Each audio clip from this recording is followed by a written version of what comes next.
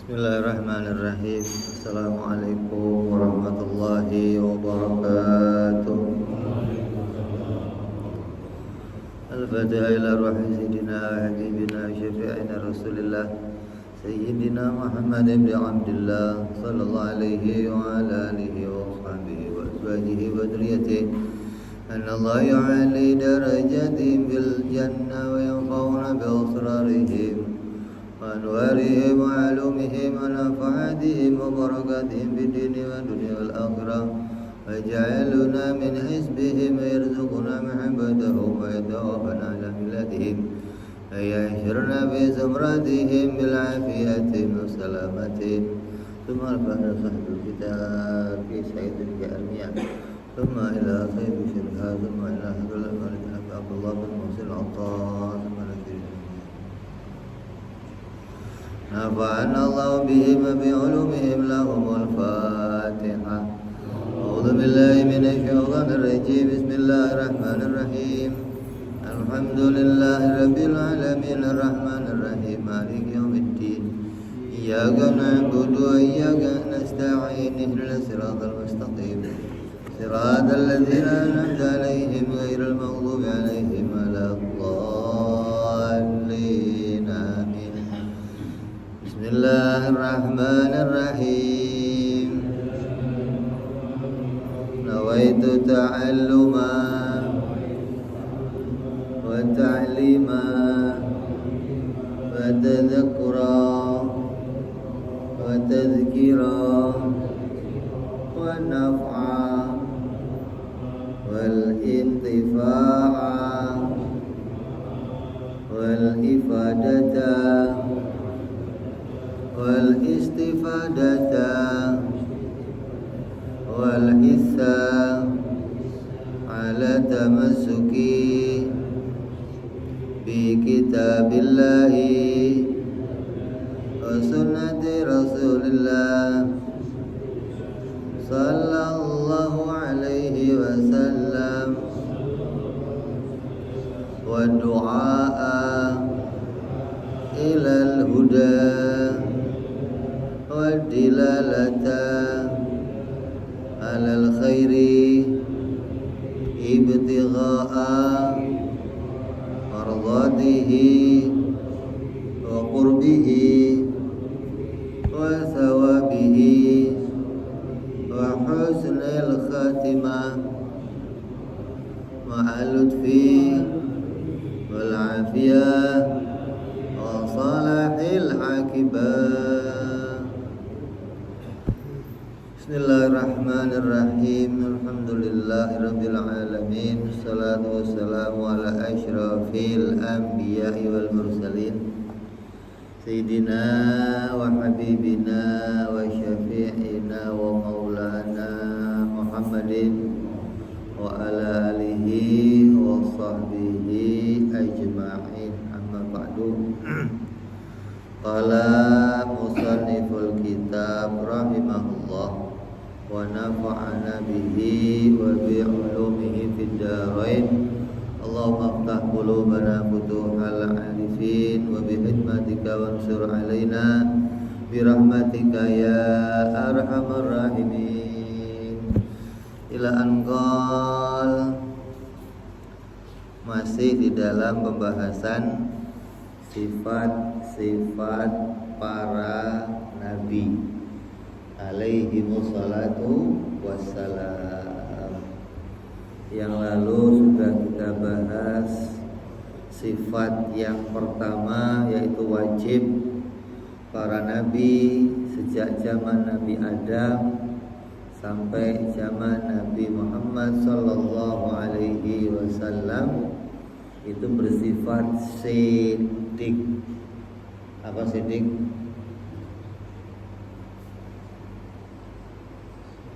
Siddiq artinya apa? Kalau berbicara sesuai dengan kenyataan, itu namanya siddiq atau benar. Jadi kalau Nabi kalau ngomong pasti cocok sama fakta, cocok sama yang terjadi. Gak ada yang diomong Nabi hanya cerita doang, nggak ada. Nabi mau ngomong tentang kejadian yang dulu, yang sekarang, yang nanti, setiap yang diomong pasti ada kenyataan. Walaupun Nabi itu bercanda, bercandanya pun cocok sama kenyataan. Jadi nggak ada Nabi bercanda ada kebohongan, nggak ada gitu loh. Walaupun bercanda pasti cocok sama fakta, sama kenyataan. Kalau kita kan enggak, kalau bohong kan suka ngarang-ngarang, kalau apa cerita suka ngarang-ngarang, yang penting orang tawa, orang seneng stand up. Itu kan cerita-cerita fiktif semua. Tapi kalau Nabi yang ngomong, walaupun itu dia bercanda pasti benar, pasti cocok sama kenyataan. Itulah sifatnya para nabi yang pertama. Yang kedua, sifatnya para nabi adalah amanah. Amanah itu maknanya terjaga. Amanah itu maknanya lurus, terjaga dari segala macam kesalahan. Jadi nggak pernah apa? Nggak pernah belok. Namanya amanah. Terjaga dari segala macam kesalahan, baik yang makruh maupun yang haram. Jadi Nabi itu nggak pernah ngelakuin sesuatu yang tidak diperintahkan oleh Allah. Karena Allah melarang kita ngelakuin yang haram, melarang kita ngelakuin yang makruh. Maka Nabi juga demikian. Semua Nabi itu gak pernah melakukan sebuah kesalahan, lurus. Allah perintahnya wajib, ya dikerjakan wajib.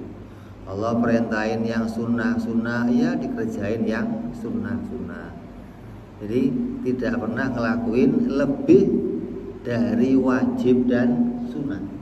Jadi seumur hidup Nabi itu pekerjaannya apa? Dairatun wajib sunnah, wajib sunnah, wajib sunnah. Udah itu tiap waktu pekerjaan Nabi. Tidak pernah melangkah kepada yang lainnya. Kalaupun Nabi mengerjakan yang mubah, mubah contohnya apa? Cepat dia makan. Apalagi tidur, apalagi nyukur. Kalau Nabi ngerjain yang mubah pasti meningkat ke derajat yang wajib atau sunnah. Jadi nggak pernah Nabi ngerjain mubah, ya hanya mubah aja nggak pernah. Nabi makan, ya makan aja iseng, nggak ada. Ketika Nabi makan pasti derajatnya naik menjadi sunnah. Nabi tidur, tidurnya jadi sunnah. Tidur yang sunnah yang bagaimana? Tidurnya mau sholat tahajud, sunnah. Saya mau tidur, nanti mau bangun sholat tahajud.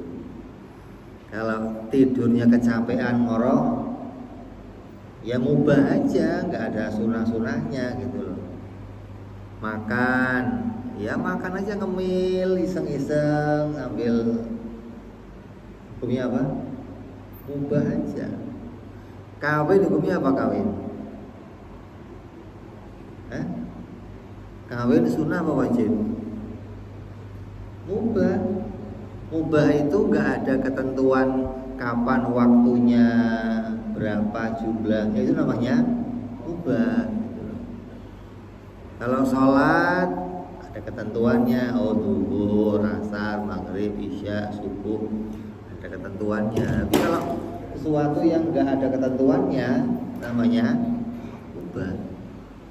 Nah, apabila Nabi ngerjain yang mubah-mubah, pasti meningkat derajatnya menjadi sunnah atau wajib. Itu yang dikerjakan Nabi setiap waktu, sunnah, wajib, sunnah, wajib, sunnah, wajib.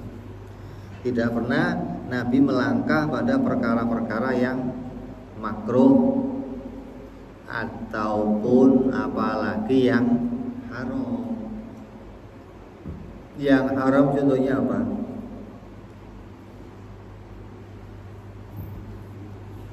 Minum arak, makan makanan yang haram, apalagi minum minuman yang haram, riba, apalagi? Emang ada dulu? Haram aja. Apa? Yang haram contohnya apa?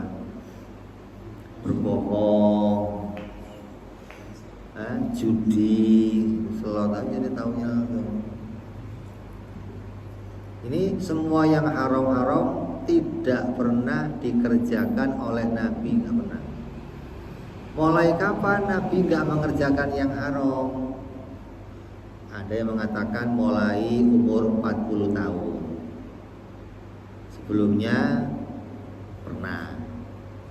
Tapi kita meyakini Nabi tidak pernah mengerjakan dosa, nggak pernah yang haram-haram sejak lahir. Kenapa? Karena Allah Subhanahu wa ta'ala menjaga para nabi. Disebut namanya bersifat apa? Maksum. Nah, kita kenal tuh semua nabi bersifat maksum. Apa arti maksum? Allah menjaga para nabinya dari melakukan kesalahan. Itu namanya maksum. Kalau para wali bisa ngelakuin salah nggak? Para wali bisa ngelakuin salah. Namanya para wali sifatnya mahfud. Apa mahfud? Nggak pakai MD nggak? Mahfud namanya menjaga dirinya dari melakukan kesalahan. Andai para wali berbuat salah, mereka bersegera taubat kepada Allah Subhanahu wa ta'ala. Kalau Nabi maksum, tidak pernah melakukan kesalahan karena Allah langsung yang menjaga para nabinya. Yang haram nggak pernah, yang makruh pernah? Ya nggak pernah. Contohnya makruh apa? Sekarang itu mah, dulu mana ada? Zaman Nabi nggak ada rokok, yang berisep apa dulu? Apa contohnya makruh? Makan tidur. Makan kekenyangan sampai nggak bisa bergerak kemana-mana, itu bisa haram akhirnya, apalagi sampai. Contohnya makro kayak kencing berdiri, itu makro. Apalagi wudu sekali itu makro. Kalau wudu sunahnya berapa? 3 kali. Kok kamu buru-buru cuman sekali, cuci muka sekali, tangan sekali, rambut sekali, hukumnya makruh. Apalagi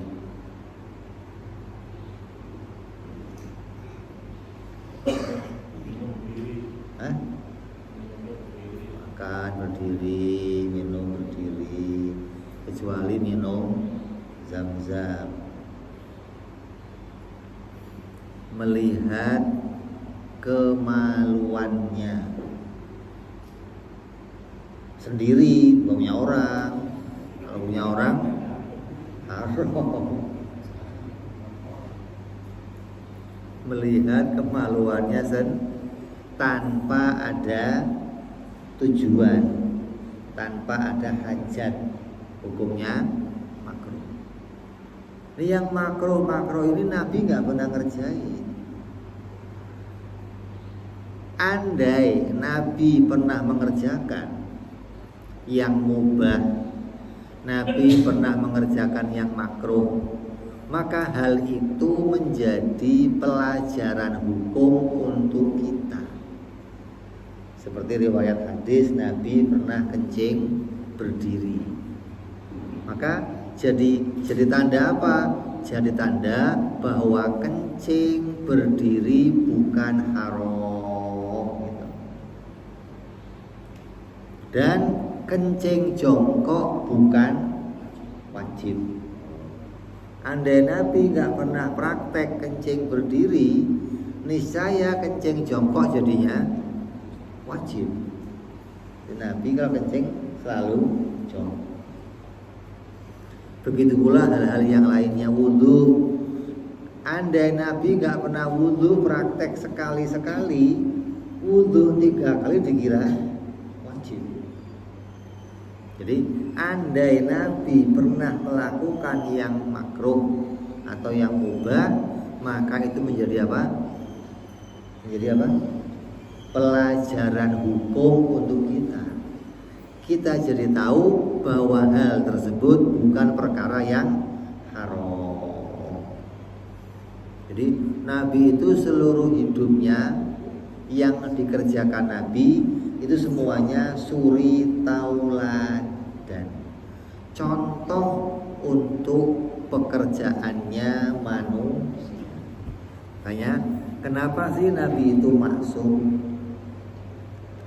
Kenapa Nabi dijaga oleh Allah?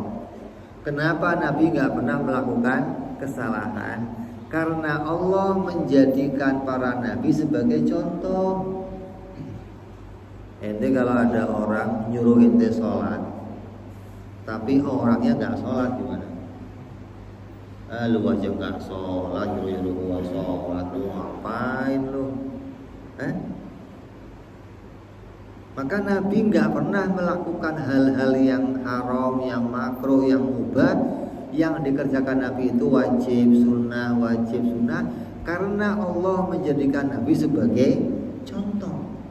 Hingga ketika kita diperintahkan oleh Nabi, kita melihat langsung, oh Nabi ngelakuin, oh Nabi ngerjain, oh Nabi nggak pernah meninggalkan, oh ini contohnya begini, oh caranya begini. Itu yang menunjukkan bahwa Nabi tidak pernah melakukan seumur hidupnya lebih dari wajib dan sunnah. Kita kalau nggak pernah nyontoh Nabi ngerjain wajib sunnah, mesti keluar dari yang wajib dan sunnah. Kalau nggak haram, ya makruh. Kalau nggak makruh, mubah. Makanya kita diperintahkan selalu mengikuti sunnahnya Nabi Muhammad Sallallahu Alaihi Wasallam agar kita pun punya pekerjaan wajib sunnah. Makanya Allah menjadikan para nabinya sebagai orang-orang yang betul-betul dikatakan sebagai apa? Suri tauladan. Dikatakan oleh Allah, in kuntum tuhibbunallah fattabi'uni. Kalau kamu cinta kepada Allah, kamu pengen cari ridhonya Allah, maka kata Nabi, ikuti aku. Jadi kamu gak akan pernah salah, gak ngikutin Nabi mesti benernya. Apapun yang dikerjakan Nabi, yang diajarkan untuk dicontohkan kepada umat, kamu ngikutin, maka kamu pasti benar. Kecuali hal-hal khusus yang itu hanya untuk Nabi. Hal-hal khusus yang kita nggak bisa nyontoh. Apa contohnya? kawin lebih dari 4, kamu nggak boleh nyontoh. Nabi aja 5 bininya, gua juga mau 5, nggak boleh. Itu khusus untuk Nabi. Ente bininya 2 aja jalannya miring, bisa mundur, bisa jadi loh. Hah? Berani? Hah? Catat. Ini makanya pengen mah ada, berani agak.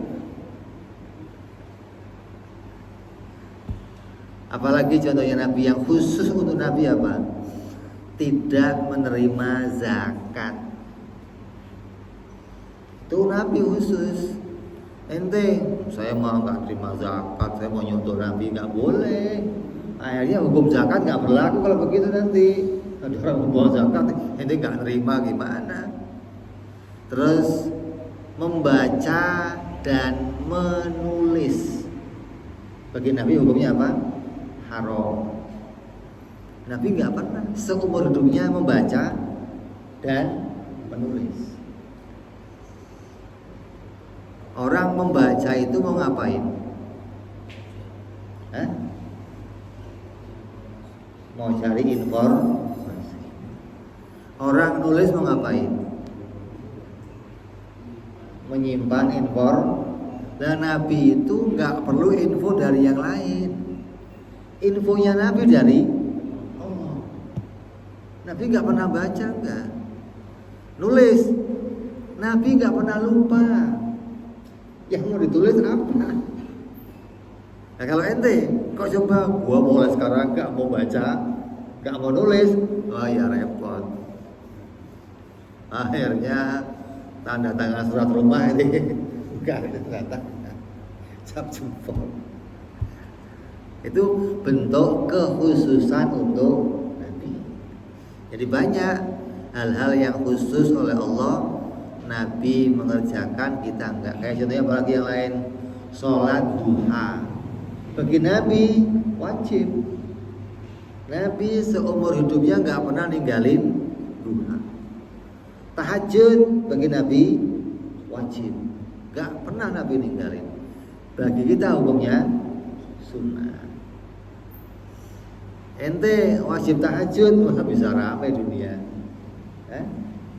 bisa sepi masjid, koma tengah malam wajib sholat tahajud. Subuh aja ada nggak datang, apalagi tengah malam suruh tahajud. Ini bentuk kekhususan yang kita nggak boleh menjadikan contoh atau hal-hal yang khusus untuk Nabi. Jadi kalau yang tadi kawin lebih dari 4, terima zakat, apalagi itu kita nggak boleh nyontoh, nggak baca, nggak nulis.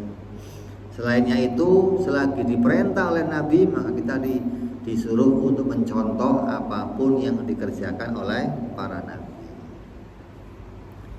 Terus lawannya dari sifat amanah atau maksum adalah berkhianat.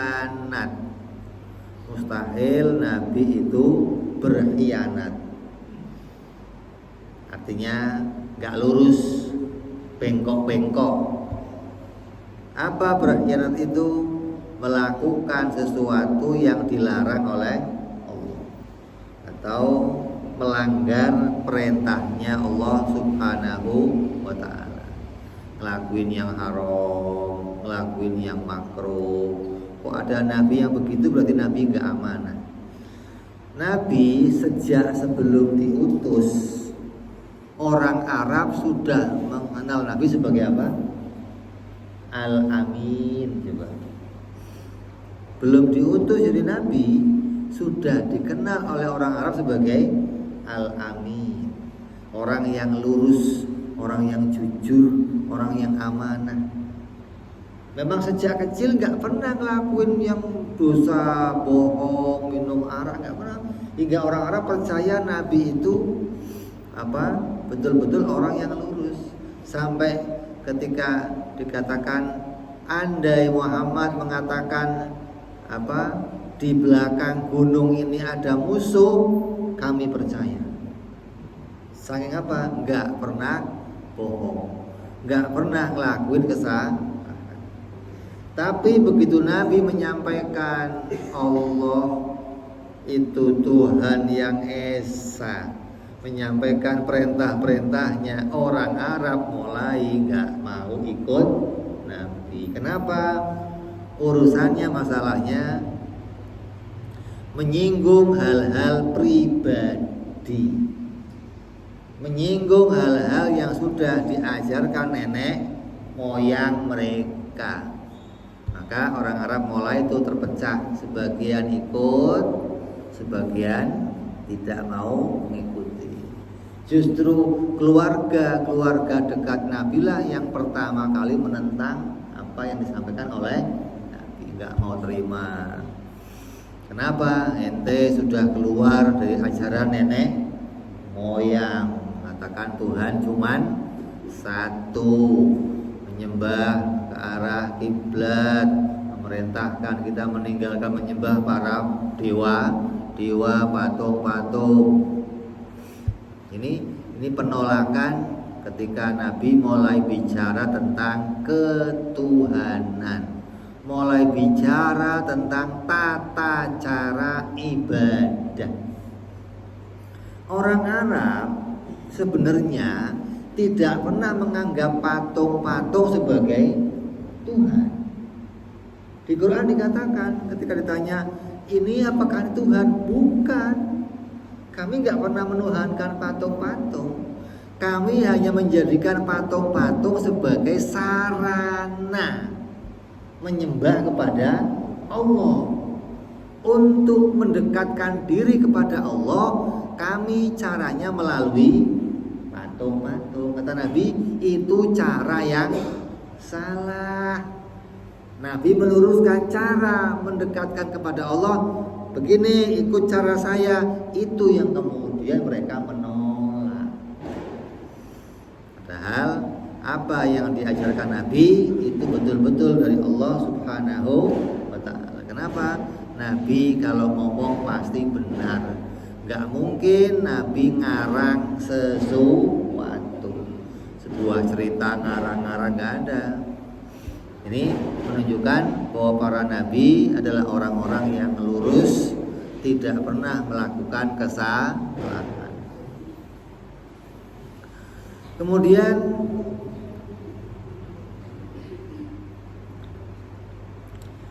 ketika ada berita-berita yang kamu dengar tentang kesalahan para nabi, ada nggak?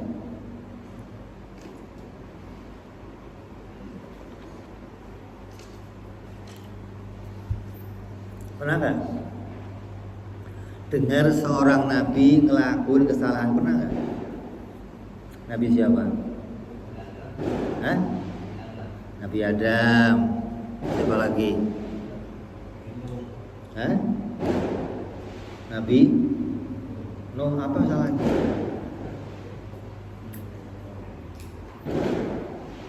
Siapa lagi? Hah?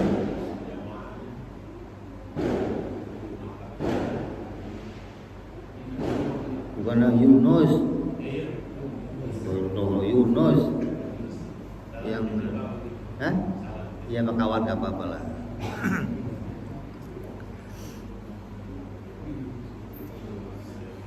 Nabi Yunus dimakan ikan apa? Koki apa? Nun.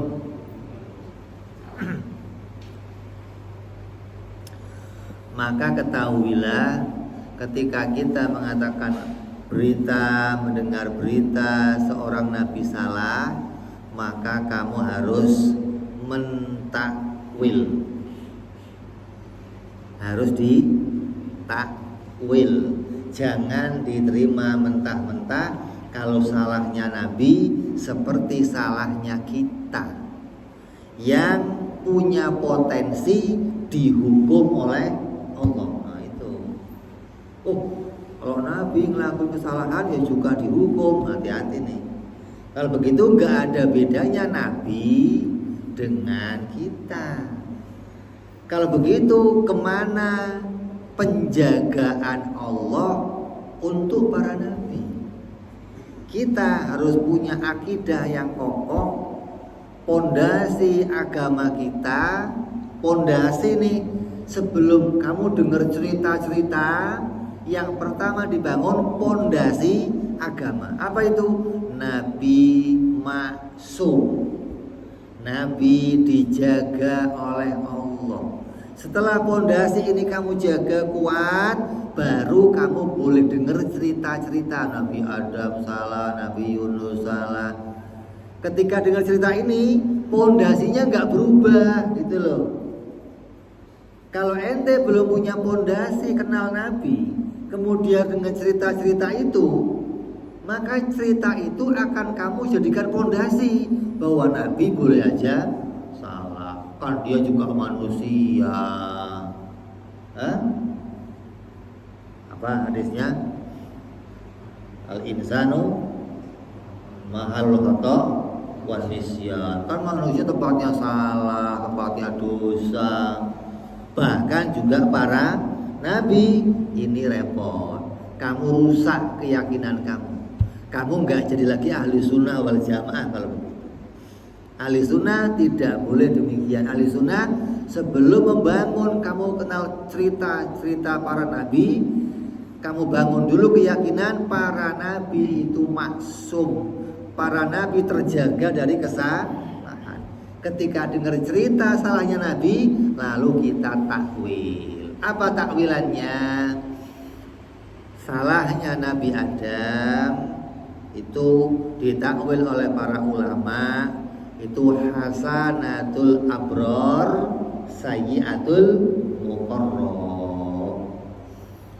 Apa itu hasanatul abror? Itu kebaikannya orang-orang abror. Orang-orang abror itu orang-orang soleh. Itu sayyiatul muqarrab. Ketika dibandingkan dengan para wali-wali, maka kebaikan mereka kayak seperti kesalahan. Contoh, kamu ngerjain tahajud 2 rakaat. Kalau kamu bisa tahajud 2 rakaat, menurut kamu itu baik nggak? Baik nggak? Baik. Tapi di pandangannya para wali jelek. Tahajud kok cuma 2 rakaat. Mereka berapa? 100 rakaat. Ente sanggup? Traweh bim. Nah, itu traweh bim. Trawehnya 20, 11 malah cepet-cepet 100 rakaat. Makanya kebaikannya kita dibandingkan para wali kelihatan apa? Salah. Nah, salah yang seperti itulah yang dikerjakan Nabi, gitu loh. Kelihatan seperti salah. Jangan dianggap salah beneran, jangan. Hati-hati nih. Itu kan buktinya diusir Allah ya, hati-hati. Ngomong Nabi Adam diusir, kamu nggak punya adab sama Nabi namanya. Nabi nggak pernah diusir oleh Allah, nggak ada. Buktinya apa? Kalau Nabi diusir itu sama kayak iblis. Turun ke dunia dihinakan. Nabi Adam turun ke dunia dimuliakan jadi rasul. Bagaimana diusir? Diusir jadinya sampah kayak siapa? Iblis. Nabi Adam dipindahkan ke dunia jadi rasul gitu. Jangan ngomong apa? Diusir, hati-hati nih. Mau suka banyak kiai-kiai cerita Nabi Adam diusir, la ilaha illallah. Gak ada adabnya. Ada sopan santunnya sama Nabi. Apalagi cerita depannya orang-orang awam, Nabi Adam berbuat salah, tapi gak dijelaskan salahnya. Pikirannya orang akan menganggap Nabi Adam aja salah. Apalagi saya, cucu-cucunya bisa juga berbuat. Akhirnya menyamakan derajat Nabi dengan derajatnya orang biasa. Itu kesalahan fatal, hati-hati nih. Terus Nabi Yunus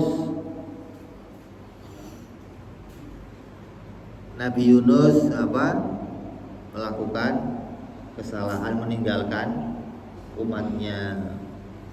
Nabi Yunus meninggalkan umatnya bagaimana? Justru dengan meninggalkannya Nabi Yunus dari umatnya iman. Coba. Nabi Yunus ngasih berita 3 hari lagi Allah akan turunkan azab. Sebelum 3 hari Nabi Yunus cabut. Umatnya ngintip rumahnya. Andai Nabi Yunus ada, mereka nggak iman. Diintip rumahnya, gak ada orangnya. Berarti beneran nih, azab mau turun.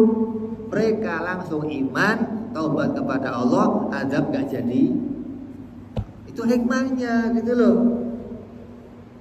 Jadi dengan Nabi Yunus keluar rumah, justru diintip sama umatnya, dianggap betul-betul bahwa besok akan turun. Kemudian Nabi Yunus ditegur sama Allah, Yunus, kenapa kamu buru-buru keluar? Itu namanya hikmah, gitu loh. Dengan Nabi Yunus keluar, Allah menjadikan umatnya beriman. Kalau Nabi Yunus tidak keluar, umatnya ngintip Nabi Yunus ada di rumah sono, jadinya nggak iman nanti. Jadi kamu nggak bisa menilai Nabi dari luarnya, nggak bisa. Ada hikmah yang Allah jadikan untuk para nabi. Loh itu buktinya langsung dimakan ikan. Loh dimakan ikan itu kemuliaannya Nabi. Kenapa? Allah jadikan Nabi mendapatkan kekhususan pada dirinya. Ketika dimakan ikan, Nabi Yunus mendapatkan tambah kedekatan kepada Allah. Seseorang yang mendapatkan musibah itu berarti sedang ditambahkan kedekatannya kepada Allah ketika mereka lulus dari ujiannya Allah Subhanahu wa ta'ala. Dikatakan asyaddu kumul balaul anbiya. Sebesar-besarnya ujian adalah ujiannya para nabi. Lah orang yang lulus ujian berarti naik derajatnya, naik makomnya, naik kedudukannya. Jadi kita kembali ketika kita mendengar nabi-nabi itu berbuat salah, pikiran kita langsung fokuskan saya punya akidah nabi maksum. Berarti kata-kata salah harus ditakwil. Jangan disamakan salahnya kita. Kalau Nabi nggak berbuat taubat, berarti Nabi akan disiksa. Nggak ada. Nabi itu bebas hukum. Nabi itu bebas ngelakuin apa saja, bebas. Nggak ada yang akan nyalain Nabi, nggak ada. Kenapa? Karena Nabi ditulis oleh Allah sebagai orang-orang yang terjaga dari kesalahan. Ngelakuin apa saja nggak ada dosanya, nggak ada. Nabi itu bebas, nggak pakai bandrol. Kita masih pakai bandrol, Nabi nggak pakai bandrol. Kita nggak ada salahnya, nggak ada. Inilah keimanannya ahlu sunnah wal jamaah. Sifat yang kedua bagi Nabi yaitu apa?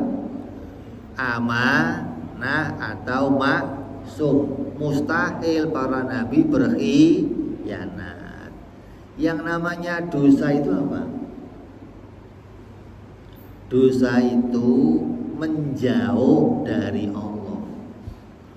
Taubat apa? Kembali mendekat kepada Allah. Nabi di hatinya gak pernah menjauh dari Allah, gak ada. Hatinya Nabi kok punya keinginan menjauh dari Allah, gak ada. Kenapa? Nafsunya para Nabi itu nafsu ubudiyah. Nafsunya Nabi itu melebihi nafsunya malaikat. Malaikat Allah jadikan di hatinya hanya berkeinginan ibadah. Itu malaikat. Nabi melebihi malaikat. Hingga di hatinya nggak ada pernah keinginan melenceng dari Allah, nggak ada. Ini loh pondasi kita. Hingga Nabi itu tidak pernah ngelakuin hal-hal yang keluar dari perintahnya Allah Subhanahu wa Ta'ala. Nyambung sampai sini kira-kira? Nyambung nggak? Ini namanya akidah, namanya pondasi. Sebelum yang lain kita bangun pondasi ini sebagai keimanan Ahlus Sunnah wal Jamaah. Sampai sini kalau ada yang mau nanya silakan. Jangan ditambahin lagi, nanti pusing.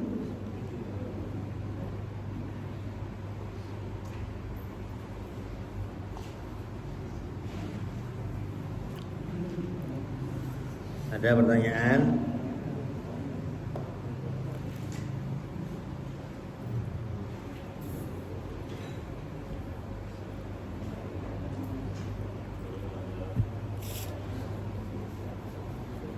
Nanti nyampe mic-nya, ayo coba apa? Assalamualaikum warahmatullahi wabarakatuh.